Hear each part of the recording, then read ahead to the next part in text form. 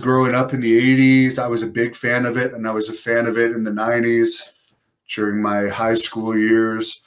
But now it's not the same job that I wanted when I was a kid. It's not the same characters. It's not the same at all. It's not larger than life characters. It just looks like choreographed matches. And a good point of that is if you remember Jason Sensation, the impressionist that they used during the Attitude Era. I did an interview with him the other day, and he doesn't even hardly do impressions of anyone these days because there's so few characters, and like it's so hard to impersonate somebody that has no character.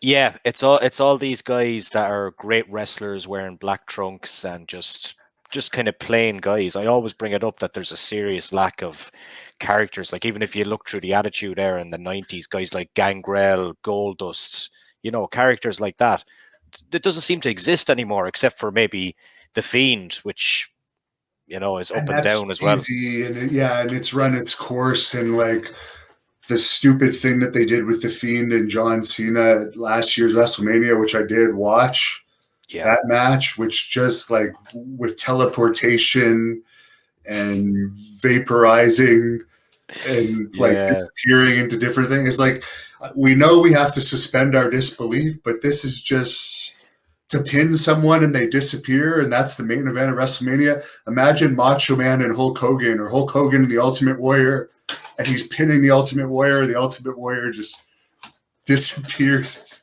Yeah, you would need a big fat joint to enjoy that match, looking back on it, I think. Yeah, but as you said, I don't watch it because it actually makes me sad, because it's like, this is not what professional wrestling is, and I'm embarrassed when people think that I'm a wrestler, I'm in the wrestling industry.